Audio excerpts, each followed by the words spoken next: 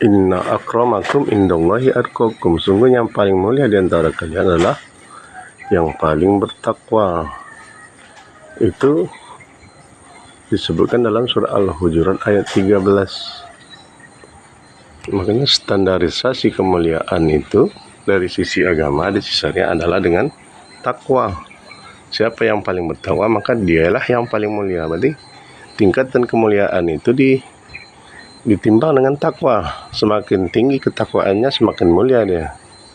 Semakin kecil ketakwaannya, semakin dia orang yang hina. Tadi adalah orang yang kebalikan dari takwa tadi, yaitu orang yang berbuat fasik, berbuat kemaksiatan.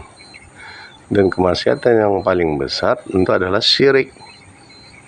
Dosa yang paling besar yang membatalkan syahadat, yang menghapuskan semua amalan. Maka yang paling hina itu adalah orang yang berbuat syirik. Dan orang yang paling mulia tentu orang yang bertauhid. Kemudian orang yang hina setelah berbuat syirik adalah orang yang berbuat bid'ah, karena bid'ah adalah kesesatan. Wa kullu bid'atin dalalah, dan setiap bid'ah itu adalah sesat. Itu sudah diponis oleh Allah dan Rasul dalam syariatnya.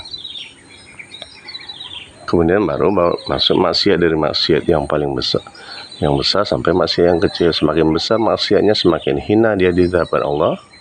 Semakin kecil dia maksiatnya, maka semakin kecil, semakin kurang kehinaannya di hadapan Allah. Makanya kalau kita ingin mulia dalam pandangan Allah, dalam penilaian Allah, makanya kita harus berusaha untuk bertakwa, tinggalkan syirik, menuju kepada tauhid, tinggalkan bid'ah, menuju kepada ittiba sunnah, dan tinggalkan maksiat, menuju kepada amal soleh.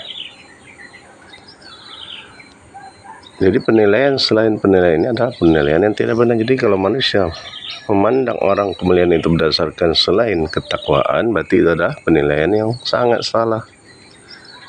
Karena walaupun manusia mengakuinya, tapi Allah tidak mengakuinya. Jadi yang penting kita cari adalah keredaan Allah.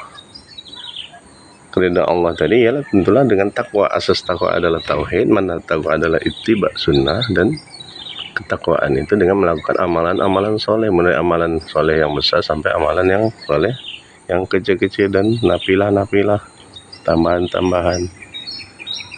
Fastabiqul khairat, menuju ahsanu amalan, berlomba-lomba dalam kebaikan menuju amalan yang paling terbaik, yang paling ikhlas dan paling ittiba, yang paling bertakwa, yang paling beriman.